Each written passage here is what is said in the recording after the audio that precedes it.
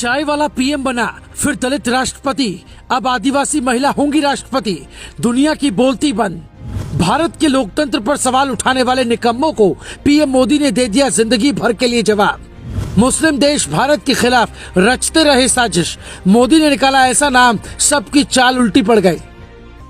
द्रौपदी मुर्मू की जिंदगी में ऐसी कहानी कौन सी है जो सुनकर आप कहेंगे हिंदुस्तान में सबसे गरीब इंसान मेहनत करे तो वो सबसे ताकतवर कुर्सी पर बैठ सकता है। हम अक्सर आपको अलग कहानी सुनाते हैं, आज फिर कुछ ऐसा बताने जा रहे हैं जिसके बाद आप कहेंगे अमेरिका हो या जापान, भारत जैसा लोकतंत्र किसी के पास नहीं, मोदी जैसा हिम्मती नेता किसी के पास नहीं, जिनके एक फैसले से सियासत की कहानी बदल जाती है। एक ऐसी महिला जिसका कोई सम्मान नहीं था, सालों पहले भगवान ने पति को छीन लिया। दुख कम होता उसके पहले भगवान ने द्रौपदी के दोनों बेटों को एक साथ छीन लिया। एक बेटी जीने की आस बची, उसी बेटी का हाथ पकड़कर द्रौपदी मुर्मू यहाँ तक पहुँच गई। द्रौपदी मुर्मू की जिंदगी का एक ऐसा सच हम बताने जा रहे हैं जो सुनकर आप बार बार पीएम मोदी को थैंक यू कहेंगे। दिल्ली से 1549 किलोमीटर दूर ओडिशा का मयूरभंज जिला है। यहाँ के लोगों की जिंदगी का सच इतना है कि भारत में आज भी कुछ लोग आदिवासियों को इंसान नहीं समझते। आदिवासी आज भी भारत के वर्तमान से काफी पीछे हैं। पीएम मोदी अक्सर कहते हैं कि विकास आखिरी इंसान तक पहुँचना चाहिए, तो ये इसका सबसे बड़ा सबूत है। ये इतिहास लिखने से कम नहीं होगा। भारत में ब्राह्मण, ठाकुर, ओबीसी, दलित सबकी बात रोज होती है, लेकिन आदिवासी एक ऐसा हिस्सा जिसके बारे में आधा भारत जानता ही नहीं।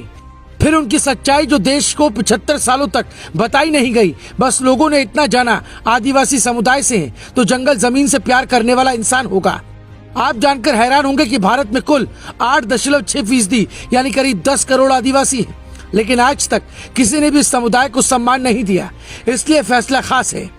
भारत में 1.07% सिख हैं, लेकिन राष्ट्रपति प्रधानमंत्री की कुर्सी हमेशा परोसी जाती रही है। कहने का मतलब यह है कि जो पढ़ा लिखा वर्ग है उसने अपनी भागीदारी सत्ता में खुद तय की। आदिवासी समुदाय के लोग सत्ता की ललक से ज्यादा जल, जंगल, जमीन बचाने में जुटे रहे।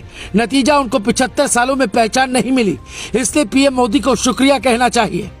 ये लगभग तय है कि द्रौपदी मुर्मू राष्ट्रपति बन जाएंगी, लेकिन इससे ज्यादा जरूरी बात है जो जान लेनी चाहिए। पीएम मोदी अक्सर अपनी टीम पर भरोसा जताते हैं और द्रौपदी भी मोदी की टीम का एक नायाब हीरा है। झारखंड की सियासत में राज्यपाल की कुर्सी पर अक्सर तूफान आया करता है, लेकिन जब पीएम मोदी ने साल 2015 में द्रौपदी मुर्मू को राज्यपाल बनाया तो उन्होंने जो नतीजा दिया वो हैरान करने वाला था। पहली बार किसी राज्यपाल ने अपना 5 साल का कार्यकाल पूरा किया। मोदी को ये बात पसंद आई, इसलिए मोहम्मद आरिफ समेत 19 दिग्गजों का नाम काटकर मोदी ने द्रौपदी का नाम तय किया। मोदी ने कई नाम ऐसे काट दिए जिसकी कल्पना तक नहीं थी। इनकी कहानी का एक सच ऐसा है जो बताता है इन्हें भारत इसलिए प्यार देगा क्योंकि ये भारत को प्यार देती रही। उन दिनों की बात है जब पति और दोनों बेटों को खो दिया था। लोगों ने कहा द्रौपदी हार जाएगी, लेकिन हार के बजाय समाज की सेवा का रास्ता चुना। द्रौपदी मुफ्त में शिक्षा देने लगी। धीरे धीरे रास्ता मिला। फिर 1997 में राजनीति में आए और बीजेपी के साथ द्रौपदी भी आगे बढ़ने लगी। ओडिशा के रायरंगपुर के Shri Aurobindo integral education centre में बिना वेतन के अध्यापन कार्य किया।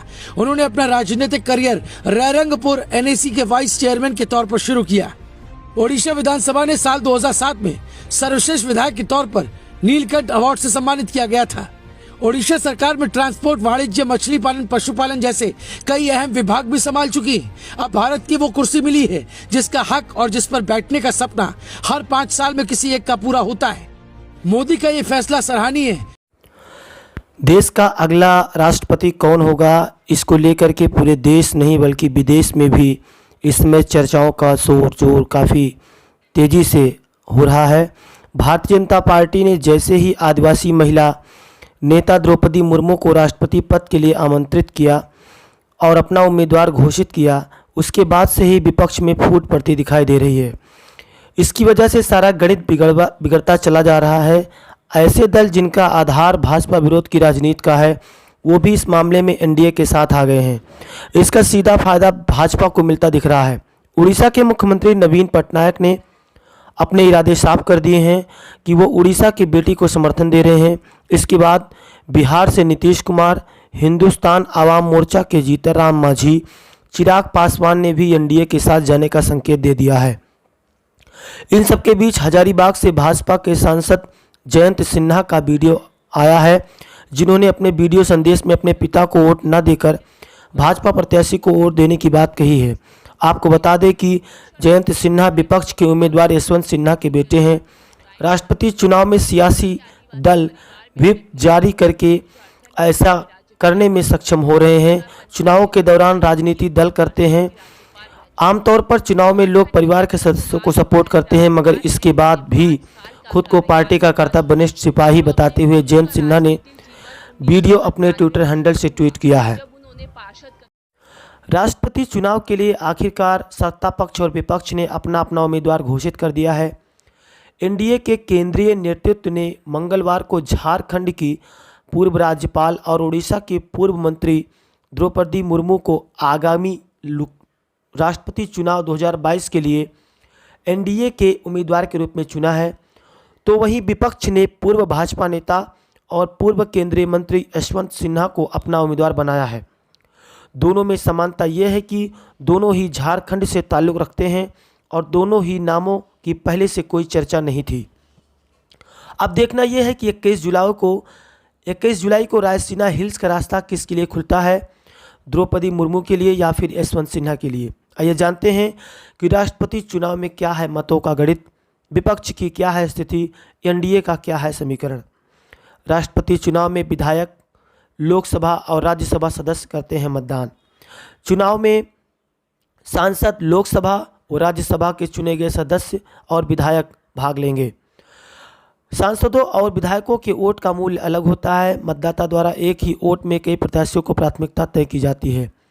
कांग्रेस की अगुवाई वाले संयुक्त प्रगतिशील संपर्क के पास इसमें कांग्रेस के पास सर्वाधिक लगभग मत हैं। गैर संपर्क विपक्षी दलों की बात करें तो उनके पास लगभग संयुक्त रूप से विपक्षी दलों के पास अधिक मत है। हाल में ही हुए राज्यसभा चुनाव के कारण दलों के मतों की संख्या में थोड़ा बदलाव हो सकता है, लेकिन यह इतना नहीं होगा कि चुनाव को बड़े स्तर पर प्रभावित कर सके। हैरानी की बात तो ये रही कि इतने बड़े पद के लिए उम्मीदवार के तौर पर चुने जाने से पहले खुद द्रौपदी मुर्मू को इस बात की जानकारी नहीं थी। जनजातीय नेता से राज्यपाल तक का सफर तय करने वाली मुर्मू ने कहा कि उन्हें टीवी के जरिए ये जानकारी मिली कि उन्हें एनडीए की ओर से देश के सर्वोच्च पद का प्रत्याशी घोषित किया गया है। मुर्मू ने ओडिशा के रायरंगपुर में अपने आवास पर संवाददाताओं से कहा, मैं आश्चर्यचकित और खुश हूँ।